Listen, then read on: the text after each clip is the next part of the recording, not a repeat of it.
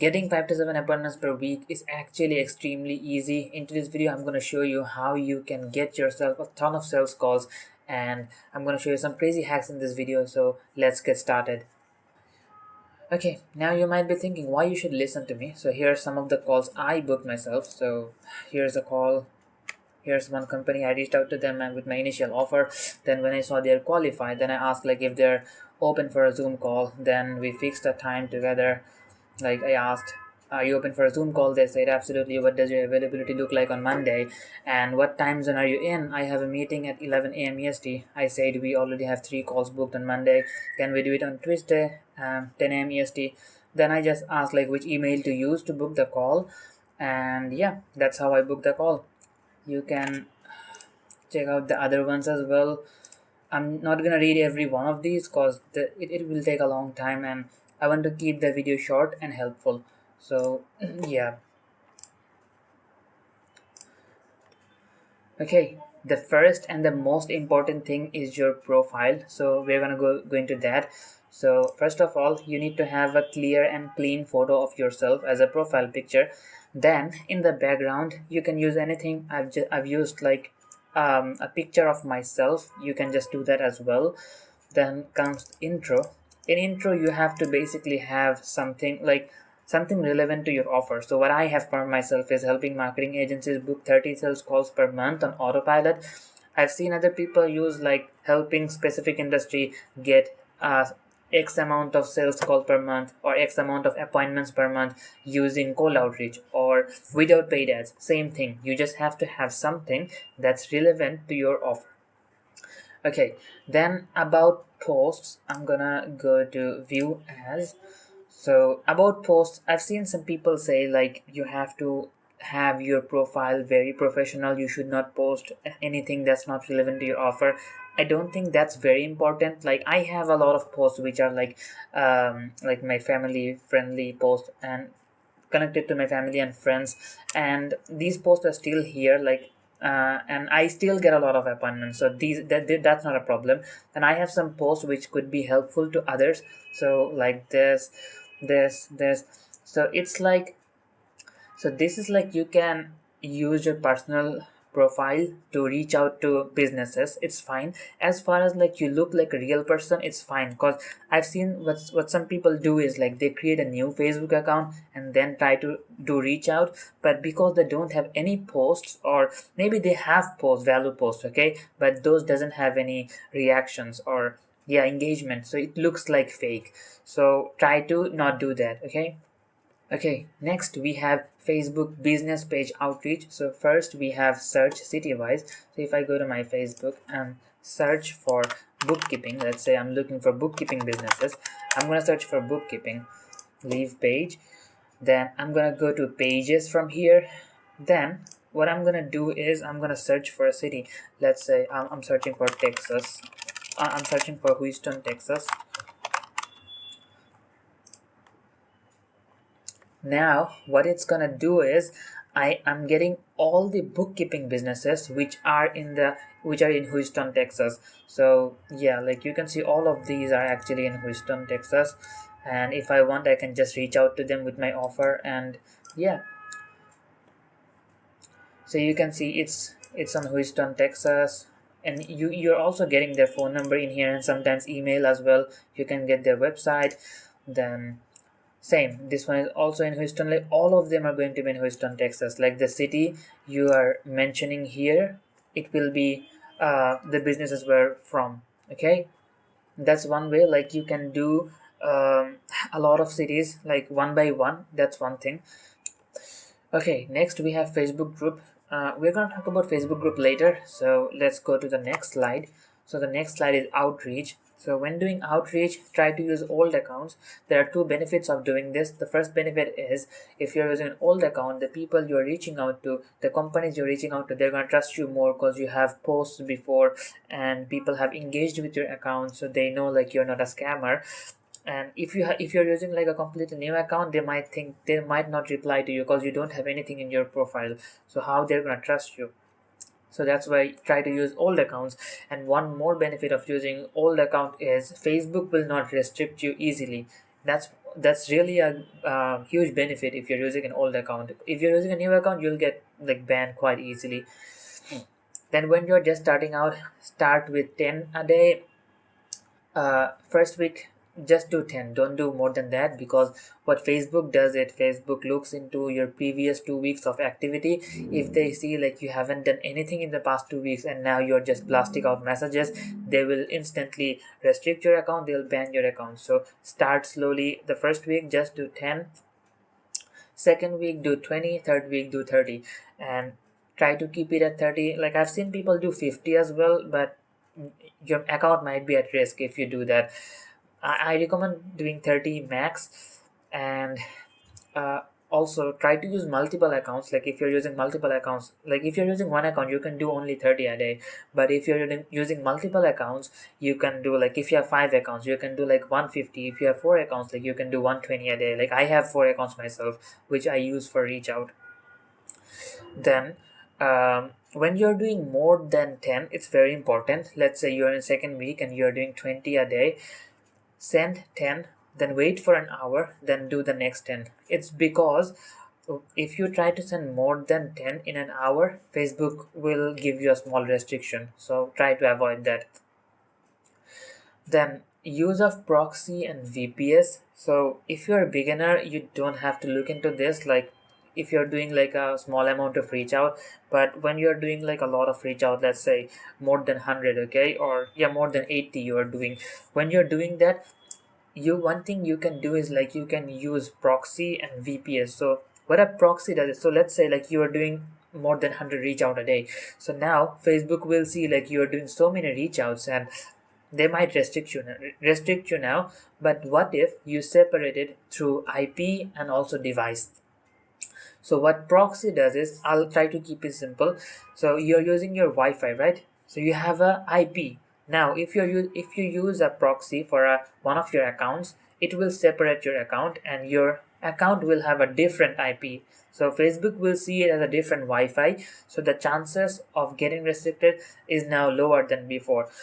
And what a VPS does is, VPS is virtual private server that makes your device a different device. So it's like if you're using VPS for one of your accounts, Facebook will see it as a completely different device and completely different IP, like you're using VPS plus proxy.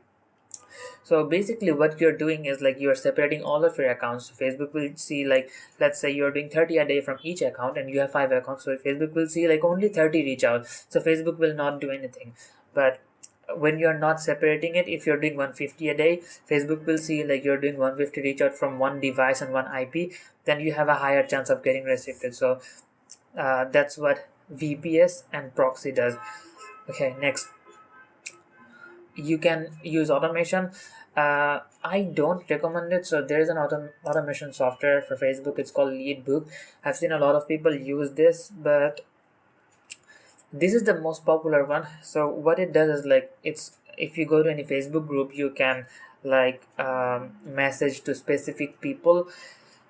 I don't recommend this because I have tried using it myself, but Facebook instantly like got my, like they understood like I was using automation, and they said like they suspect me of using automation software. And yeah, I didn't get any restrictions, but if you use it, you might get it. Like I didn't use, like the first day I tried it and then I stopped, I never used it again. I don't know about other automation software, but this is one of the really popular ones, and I had the problem with the popular one. So yeah, like try to do it manually, and especially like if you're just starting out. Okay, then let's say you have done reach out to a lot of people and you have someone interested. Now what to do? So when you have someone interested, remember this, like you always have to like lead the conversation, like you have to ask questions and keep the conversation going. So when you find someone interested, ask them qualifying questions. You can ask them like, what's your niche, or who's their target audience, those type of questions. And once you find a qualified prospect, then you can book them a call with you. Like you can just ask for them like, does tomorrow morning 10 a.m. EST work for you for a Zoom call, or are you open for a Zoom call at tomorrow 10 a.m. EST, something like that. Then you can easily book the call. That's how you do it. Okay, so next we have group outreach. So you have to look for the groups that call out your audience, like those have your audience's name in the group title. So you can look into those type of groups. So let's say I'm looking for bookkeepers or accounting firms. So what I'm gonna do is, like, I'm gonna search for, let's say, bookkeeping, and then I'm gonna go to groups. I have already joined some groups. I'll just show you those. So you can see, like, all these groups, they are for bookkeepers or accountants, like remote accounting and bookkeeping business hiring team, then accounting, bookkeeping, remote job. Like these Facebook groups, they will have my target audience, like they will have the accounting firms or bookkeeping firms, and from there I can reach out to them. So I'm gonna show you from one of the, so this is one of the Facebook groups, like I have joined in. And now if I'm looking for my audience, what I'm gonna do is, like, I'm gonna go to people, and then I'm just gonna search for, let's say, I'm gonna search for the terms that uh, my target audience they use for their business. So they use, I know, accounting. So I'm gonna look into the accounting, and you can see, like, I found so many accounting businesses, and I can just reach out to them if I have any service to provide them. And yeah, same way I can look for, like, bookkeeping, and yeah, I can find all these businesses and reach out to them. And they also use CPA. I can also look for that. Then, okay, next, find groups that your audience normally join. So let's say I'm targeting for accounting firms and bookkeeping firms. I'm gonna go to Facebook, and I'm gonna search for QuickBooks. So QuickBooks is a software that's used by, like, most of the accounting firms or bookkeeping firms. So I'm gonna look for it. I'm gonna search for it. Yeah, then I'm gonna go to groups. Then I have joined a few of them already, so I'm gonna click on my groups, and then open one of these. Then what I can do is, like, I can go to people and do the same thing, look for the same keywords, accounting, bookkeeping, and then I can find those businesses and do my reach out. So yeah, that's what you can do for groups. Then also, one more thing, this is very important. Only reach out to Facebook pages. I'm saying this because I've seen a lot of people, like, try to reach out to personal accounts, but when you reach out to personal accounts without being friends with them, you have a higher chance of getting restricted. And if you don't get restricted, your all of your messages might start going to spam. So it's recommended to reach out to Facebook pages only. If you want, you can reach out to personal accounts, but then you have to go through a long process. Like, you have to send them a Facebook friend request, and when they're friends with you, then you can reach out to them. Like, if you do it without being friends, you have a higher chance of getting restricted, or yeah, like, your message might not be seen by them forever, because your message might land in spam. Okay, next we have posting. You can do posting on your personal profile if you have a lot of friends, and so you can get a lot of engagement from there, and you might get people interested and leads, and you can just DM them after that. If you don't have a lot of friends in Facebook, what you can do is you can go to a group where your audience are, then you can post in there.